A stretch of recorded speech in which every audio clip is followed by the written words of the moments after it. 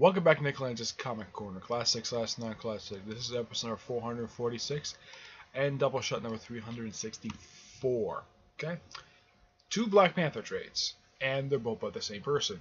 This is Black Panther by Christopher Priest, the complete collection, Book 1 and Book 2. Combined, these two books collect the first 35 issues of the 62-issue third volume of the Black Panther series. The second book also contains Deadpool Volume 1, Issue 44. All these issues written by Christopher Priest and artwork by various different artists. In the first book, for the first 17 issues, you have artwork by Joe Quesada, Mark Textra, Vance Evans, Joe Jusco, Mike Maloney, Mark Bright, Sal Valeno, and Amanda Connor. Jimmy Palmiotti does a lot of the inking for this book, and he's also the editor of this. In Book 2, we have artwork by Kyle Holtz, Sal Valento, Jim Colafaro, Mark Bright, Norm Breyfogle, Tom Kirker, and also inking by Jimmy Palmiotti. Now, the interesting thing about this particular book is that from what I've heard about this thing, I heard from the podcast Kevin Smith, or at least basically from documentary. This is actually one of four four titles that were basically launched as part of the Marvel Knights line.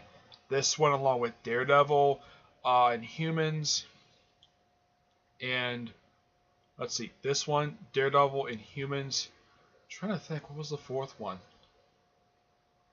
I think it might have been Black Widow. I have to look it up here. Yeah, there were like four books to start off with. For the Marvel Knights line. Let's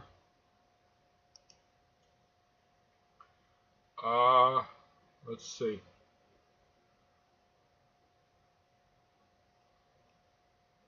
Okay, it was... yeah, just these three to start off with, and he added more later on. Now, giving the Marvel Knights treatment to someone like Black Panther was a terrific mode of genius, because he wasn't exactly big of a character at that point.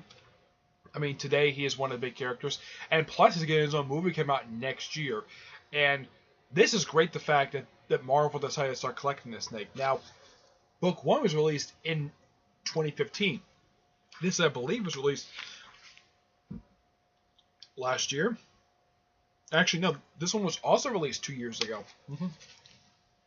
Now, the first trade is basically, they basically took the first two trades that actually initially collected this volume, which one was called The Client, the other one was called Enemy of State, and they both collected 6 issues apiece. They put those two trades, they combined the two trades together, the issues in there, plus they threw in an additional 4 issues. That's what they did for the first volume. This one, they pretty much put in there just more issues that have never been collected before in trade, plus also an issue of Deadpool. I think Deadpool issue, I believe, now that one is also written by Christopher Priest as well. I believe that was collected at one of the Deadpool Classics. I'm not sure which one, though. In here, you also get introduction to, in just the opening page, you get introduction to Everett Ross. Yeah, this is Everett Ross. Yep. This is his first ever appearance in the comics. Unlike the way he is in the film, where he's actually a badass, in here, he's a wiener. Yeah. And a lot of the series is told from his, like, throughout this whole volume, like in these initial issues that I have right here, these two trades, they're told from his perspective. Despite the fact, yes, the series is called Black Panther, but it's told from basically a second-hand, basically a first-person perspective, where it's told from basically a series of reports. This kind of ends with issue 30, and of course, Everett Ross is featured sporadically after that. Yeah. Let's see.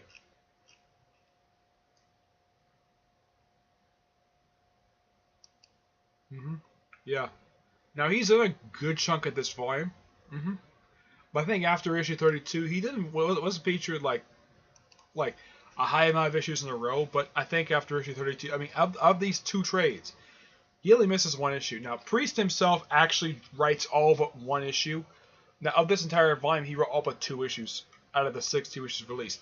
Now, over the course of these issues, Black Panther faces off against Lucius Claw, Killmonger, who he's going to face off against in the Black Panther film. Also faces off against Man-Ape. Let's see. Kraven the Hunter, though this is not Sergei Kraven, faces off against his son, one of his 3 sons. And I think this is the second son they introduced. This is Alavosta Kravinoff, who has a striking resemblance to his late father. Yeah, at this point in time, Sergei Kravinoff was still dead. He didn't come back until, I think it was like 2010, after being dead for about 14 years, I think it was. Yeah, he'd been dead for a long time, so when he came back. But of course, we also get various appearances by the Avengers, which at this point is the Kurt Busiek Avengers, basically like Cap, Iron Man, Thor, Giant Man, 3D Man shows up one of these issues. Falcon, Justice meets Black Panther out of his costume for the first time because he never knew what Black Panther looked like outside of his costume. But for some reason now, I read initially a lot of these issues on Marvel Unlimited when I had a subscription to it. But for some reason, they decided to not include issue 22. Was it? Yeah, I think it was 22.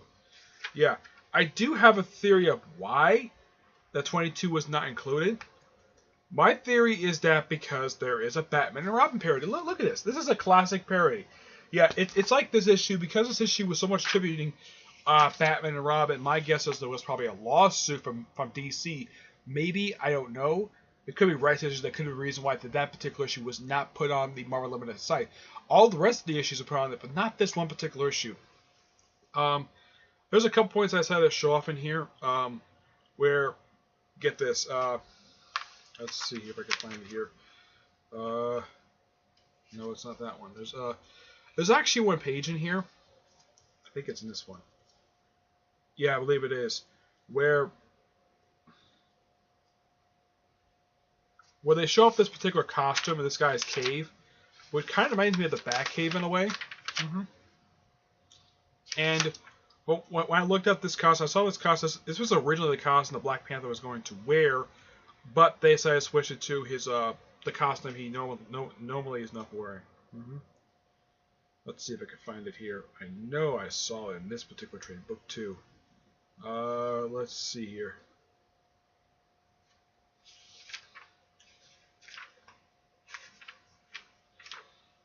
Here we go. Right there. Yeah, you see that costume in the background right there? That was originally Black Panther's original design costume before they went to the black costume that he's not wearing. Yeah. Of course, this is T'Chaka wearing this costume. Yeah, T'Chaka makes a couple appearances in here, which is kind of expanded basically. Now, it's revealed in here that T'Chaka is T'Challa's father. He met Captain America in World War II. Their adventures were expanded upon in the miniseries Black Panther and Captain America Flag Our Fathers. Yeah. Plus, also, we have an appearance for a few issues by, of all people, Storm, wearing a costume I don't remember her ever wearing over the course of her long history. Yeah, this is probably her costume she wore in the early 2000s, maybe when she was now part of the Extreme X-Men. Yeah. Excuse me. Yeah. So I face off against his own villains. Of course, Kraven the Hunter. He faced off against, he basically also, there's also a lot of politics in here. Basically with him, with a particular guy trying to overthrow his country. Basically from alliance with his mother, though she said he's not actually his mother. She says she's his father's wife. Basically, her name is Ramonda, and she's supposed to be the Black Panther's stepmother. But later on, when you see this woman, she's a little bit older, and she basically is constantly flirting with Black Panther's mother. Yeah. Oh, in case you're wondering, does Black Panther's sister show up in these issues? No, she's a creation who shows up in the next volume of the series. Done by the filmmaker Reginald Howland, I think his name is. Yeah. But Christopher Reeve does a fantastic job writing Black Panther. And I know I've heard something that the character Red Lion, who is a recurring villain from Deathstroke, which Christopher Reeve writes the current volume. Apparently this character is a ripoff of Black Panther. I have no idea why Christopher Reeve did this for. But yeah, appearance-wise, he looks exactly like the Black Panther, except his costume is red instead of being black. Yeah. But these two books are fantastic. Great stuff. Basically, if you want to get into Christopher Reeve's run, I highly recommend tracking down these trades. Basically, in the first 2 trades, you cover pretty much almost half of this volume. Basically, these are the first 2 of a 4-volume trade series. I have volume 3 here. I'm going to read that soon. I don't have volume 4 in yet from the library. I have that one that they're getting right now. But yeah, it's great the fact Marvel's putting this volume and retrading it. For some reason, even though that this volume, volume 4 and 5 basically getting new printings, though half of volume 5 is going to be in the 3rd trade for. Excuse me. That's sort of this new printing of the 4th volume. But I also know that the series that came after 5, the Man Would Not Fear, the Most Dangerous Man Alive, that's also in its own trade. But for some reason, the first 2 volumes are not in trade for some reason. Yeah, I don't get why. It's just the way Marvel is. But I kind of get the reason why they do this now. Because he's in the movies. There's the man for the character. And plus, the guy's popularity has sprung up in the last several years. But this right here, I should point out, though, this is the start of a 12-year run for Black Panther, basically, where he would constantly have an ongoing series. Despite hitting the restart button at least twice during this period of time, the first time in 2006, I think like the second time, and I believe it was, I think it was like 2008, I think it was. What was the second time hit the restart button for this one? Let's see. Oh, kind of forgot. He first appeared in I think he appeared in Kraven the Hunter, yeah. I think he appeared in Kraven. Oh, excuse me. He appeared in Kazar. I thought he appeared in Black Panther. My mistake. He appeared in Kazar. Let me see here. Yeah, so it was restarted. The first time it was restarted in 2005, and the second time was restarted in 2000. First was 2005, then 2009. Then after the year of publication, basically 2010 ended basically a 12-year run, and like 1 year later we get another book. That book lasted for barely like a little over a year before that book ended, and then of course 4 years later we have the current Black Panther book. So yeah, the start of a 12-year regular ongoing series for Black Panther. So yeah, that's basically you can say about this one. It's a start of a great era of Black Panther. Lots of money, lots of sales, lots of stories of Black Panther. And you gotta praise Marvel for giving him a long-running ongoing series, because the first thing in an ongoing series was back in the 70s. I looked it up. And it lasted 15 issues. The first 12 issues were written by the late Jack Kirby, while the last couple issues were written by, let's see, who wrote the last couple issues? Let's see.